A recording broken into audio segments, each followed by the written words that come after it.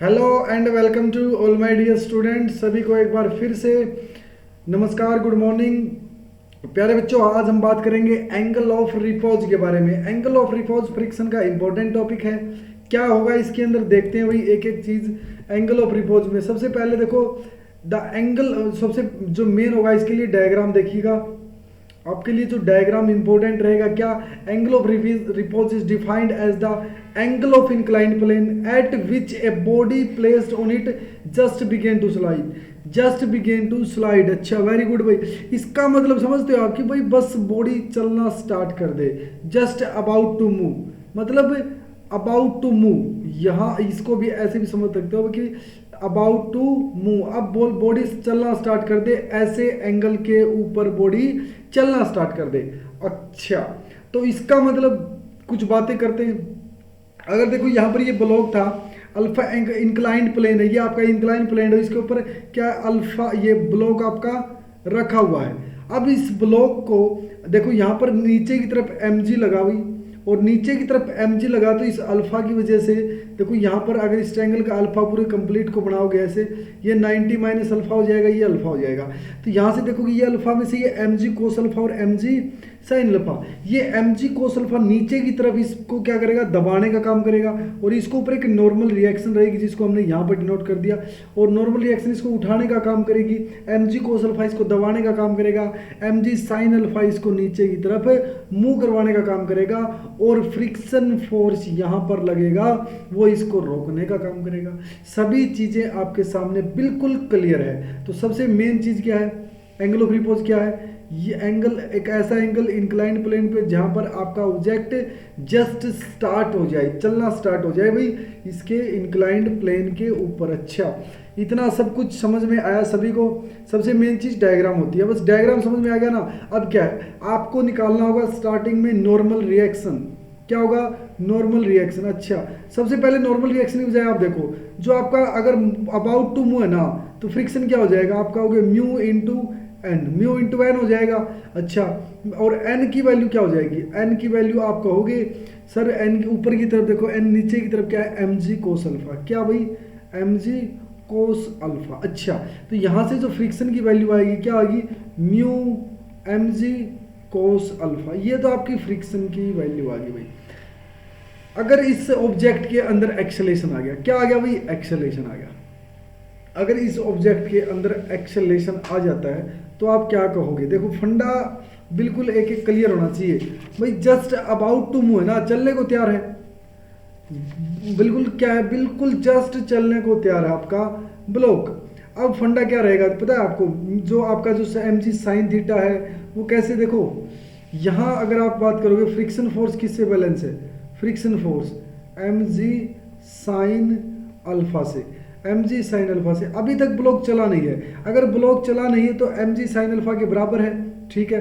तो अभी तक आप कह सकते हो कि भाई एम जी साइन अल्फा, अगर मैं बात करूंगा जो फ्रिक्शन के बराबर है, और यहाँ पर जो फोर्स है आपका mu m g cos alpha, mu m g cos alpha. तो यहाँ से देखोगे तो आप एम जी से m g cancel, sine alpha cos alpha, ये हो जाएगा आपका टेन अल्फा। जो म्यू की वैल्यू किसके बराबर, टेन अल्फा की वैल्यू। अब जो ये एंगल आया ना आपका, जो ये आपका जो एंगल आया है यहाँ पर देखने की कोशिश करना, इस अल्फा एंगल के ऊपर क्या आपका ऑब्जेक्ट जस्ट बिगेन है, अब स्टार्ट होने वाला ही है। यहाँ पर देखो अबाउट टू मूव है, अब यहाँ अगर अबाउट टू मूव है तो इस एंगल को ही आप बोलोगे क्या, एंगल ऑफ रिपोज। क्या बोलोगे भाई, एंगल ऑफ रिपोज। अच्छा, तो देखो मोमेंट आई नहीं है लेकिन मोमेंट आने को जस्ट रेडी है। तो मैं आप कह सकता हूँ कि भाई जो आपका है वो ब्लॉक है, दोनों के देखो फ्रिक्शन यहाँ से निकाल दिया, और फ्रिक्शन आपको एम जी साइन अल्फा को बैलेंस की हुई है, क्योंकि अगर बैलेंस नहीं होता तो ये चलने लग जाता, एम जी साइन अल्फा चलने लग जाता। अभी तक ये बचा हुआ है, ठीक है। तो चलो एक दो क्वेश्चन देखते हैं इसके ऊपर कि भाई कैसे कैसे क्वेश्चन इस पे हो जाते हैं एंगल ऑफ रिपोज के ऊपर। क्वेश्चन देखो भाई, लिखते हैं क्वेश्चन। क्वेश्चन होता क्या है, देखो सबसे मेन क्या है, क्वेश्चन बहुत जरूरी हो जाते हैं हमारे लिए। चलो भाई, जैसे आपके सामने ये ब्लॉक मान ली चाहता हूँ मैं, जैसे एक ब्लॉक को खींचा जाता है ऐसे, यहाँ पर आपका एम मास का कोई ब्लॉक है, ठीक है, जिसकी 5 kg मास है, और उसको ऐसे खींचा जाता है भाई, ठीक है, ये एफ फोर्स से खींचा जाएगा, और ये एफ फोर्स से खींचा जाएगा, ये फोर्स होगा आपका 20 न्यूटन। क्या होगा, फोर्स आपका 20 न्यूटन होगा। और ये हॉरिजॉन्टल के साथ जो फोर्स है ये आपका थीटा एंगल बनाता है। क्या बनाता है, थीटा एंगल। और थीटा की वैल्यू यहाँ पर 37 डिग्री दे रखी है। कितनी, 37 डिग्री दे रखी है। अच्छा, अब देखो मोमेंट है ब्लॉक के अंदर, इधर को मोमेंट हो जाती है, ब्लॉक के अंदर मोमेंट है भाई। ओके, तो यहाँ पर अगर देखोगे तो यहाँ पर फ्रिक्शन रहेगा कुछ, अगर मोमेंट है तो यहाँ पर क्या रहेगा, अपोजिट डायरेक्शन में आपका क्या रहेगा, काइनेटिक फ्रिक्शन रहेगा। ठीक है, तो यहाँ पर दोनों वैल्यू दे रखी है, कोफिशिएंट म्यू एस आपको 0.2 दे रखा है और म्यू के आपको 0.25 दे रखा है। ये दो वैल्यूज आपको दे रखी हैं। आपको ब्लॉक का एक्सेलरेशन फाइंड आउट करना है। क्या करना है, ब्लॉक का एक्सेलरेशन फाइंड आउट करना है। चलो एक काम करते हैं, क्या आप कहोगे ब्लॉक की वजह से mg नीचे की तरफ। ओके, तो नॉर्मल रिएक्शन ऊपर की तरफ, बहुत बढ़िया भाई, नॉर्मल रिएक्शन ऊपर की तरफ। अच्छा, दूसरी बात, अगर ये फोर्स है ना आपका, देखो मैं इस फोर्स का अगर फ्री बॉडी डायग्राम बनाता हूँ तो समझना आपको, ये फोर्स आपका F है, ये यहाँ पर F 37 डिग्री, तो आप कहोगे F cos 37 डिग्री। ठीक है, तो 20 इंटू देखो 4/5, ये हो जाएगा आपका 16 न्यूटन। तो आप कहोगे इधर को फोर्स लग रहा है आपका 16 न्यूटन। कितना, 16 न्यूटन। अब यहाँ से बात करूँगा तो ये हो जाएगा F sin 37, F sin 37। अच्छा, तो यहाँ पर 20 है और 3/5 है।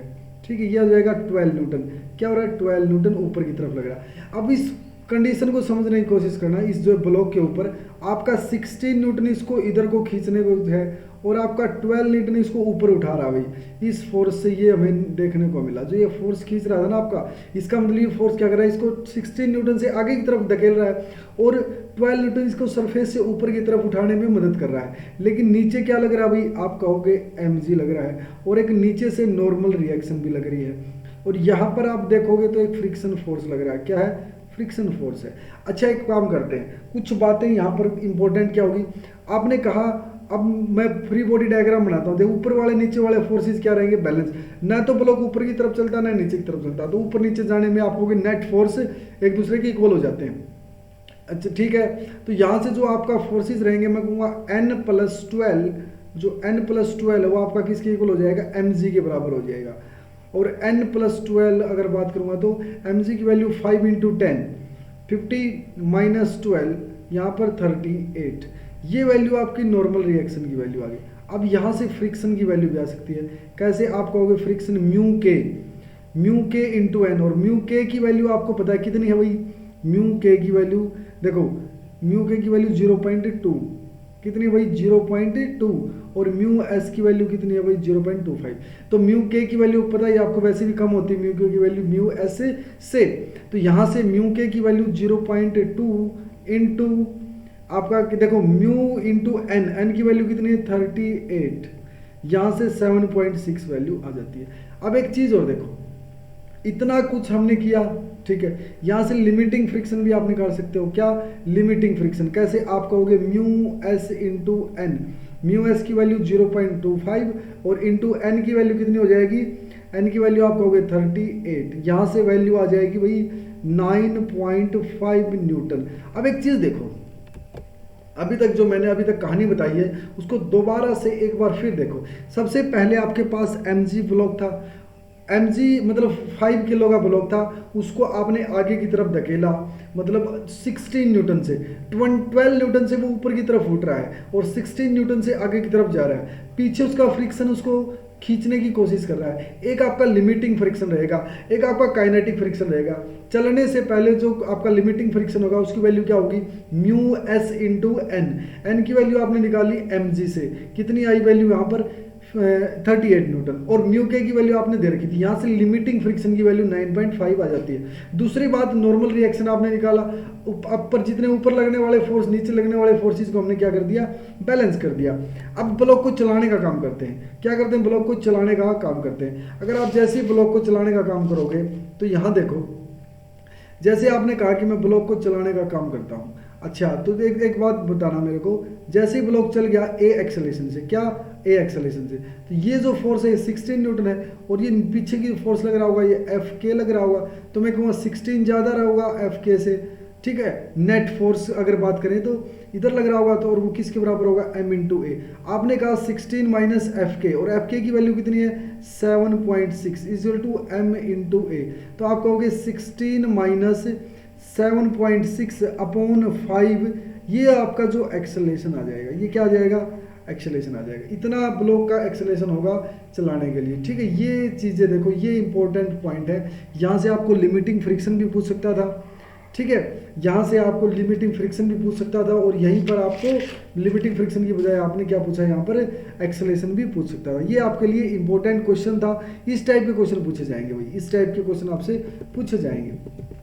अगर एंगल ऑफ रिपोज की बात की जाए तो कुछ और बातें देखते हैं भाई। एंगल ऑफ रिपोज क्या होता है, does not depend on mass of the object as well as its contact area, क्योंकि सबको पता है भाई एंगल ऑफ रिपोज किसके ऊपर डिपेंड करता है, tan alpha is equal to mu, ये आपकी वैल्यू आई है। देखो एंगल ऑफ रिपोज किसके ऊपर डिपेंड करेगा, tan अल्फा के ऊपर, म्यू के ऊपर डिपेंड करेगा, न कि आपका किसके ऊपर डिपेंड करेगा, कि एरिया के ऊपर, ऑब्जेक्ट के मटेरियल के ऊपर, इसके ऊपर डिपेंड नहीं करेगा। कॉन्टैक्ट एरिया के ऊपर भी डिपेंड नहीं करता, बट ये depend on the relative smoothness of the surfaces. वो तो सीधी सी बात है भाई, स्मूथनेस के ऊपर तो डिपेंड करेगा, क्योंकि देखो आपको पता है ये रफनेस और स्मूथनेस बताता है। जो फ्रिक्शन का कोफिशिएंट है वो क्या बताता है भाई, रफनेस और स्मूथनेस बताता है। क्या बताता है, रफनेस एंड स्मूथनेस, उसके ऊपर आपका डिपेंड करेगा एंगल ऑफ रिपोज। अच्छा, ये चीज़ें देखो भाई, एंगल ऑफ रिपोज आपका रफनेस और स्मूथनेस के ऊपर डिपेंड करता है, ठीक है। यहाँ से देखो भाई, सबसे पहले आपके पास ब्लॉक में मैंने देखो ये चीज़ें हम बता भी चुके हैं, वैसे बात भी कर चुके हैं कि भाई एक ब्लॉक आपका जो m मास का था वो रेस्ट पे इंक्लाइन सरफेस के ऊपर है, अल्फा एंगल बनाता, लिमिटिंग इक्विलिब्रियम अल्फा। तो यहाँ से देखोगे फोर्सेस एक्टिंग ऑन दी, इसके ऊपर हम सभी निकाल चुके हैं। देखो आपने क्या किया, mg फोर्स डाउनवर्ड लग रहा था, mg cos alpha sine alpha, mg sine alpha में ब्रेक कर दिया। p आपका क्या लग रहा है, एक फोर्स लग रहा है, मतलब किसके, mg साइन अल्फा के अपोजिट डायरेक्शन में। अगर आपका लिमिटिंग फ्रिक्शन की बात चले तो यहाँ पर क्या होगा, देखो एक क्वेश्चन और करवाता हूँ मैं इससे पहले, ताकि आपको और क्लियरिटी हो जाए। क्या आपने कहा कि मेरे पास एक ब्लॉक है, ठीक है, अब इस ब्लॉक के ऊपर एक p फोर्स इधर को लग रहा है और एक क्यू फोर्स ये लग रहा है भाई, जो क्यू फोर्स ये इधर को लग रहा है। पी और क्यू फोर्स इस फोर्स को धकेलने का काम करते हैं, और इसके बीच में जो ये म्यू एस है आपका, ये वैल्यू है भाई, देखो ये आपको फाइंड आउट करनी है, ठीक है। Find the value of friction coefficient, ये आपको म्यू एस फाइंड आउट करनी है। फोर्स पी एंड क्यू आपको ये दिए हुए हैं, ठीक है। ये आपके पास पी और क्यू फोर्स दिए हुए हैं, इनकी ही टर्म्स में अंदर आपको क्या निकालना है, म्यू एस निकालना है। सबसे फंडा क्या है, सबसे मेन चीज़ क्या है पता आपको, अगर ये क्यू फोर्स की बात करता हूँ, जैसे ये क्यू फोर्स है आपका, ये अगर इधर को देखो, यहाँ पर ये अब दोनों चीज़ें देखो, एंगल कहाँ क्या बनने वाला है। अगर मैं इस सिमेट्री से बात करूँगा कि भाई एंगल ऑफ रिपोज, देखो सबसे मेन फंडा क्या पता है, अगर ये आपका फोर्सेस है ना, तो जो नॉर्मल के साथ जो एंगल रहेगा आपका, वो मैंने बताया भी था आपको, ये थीटा एंगल रहेगा।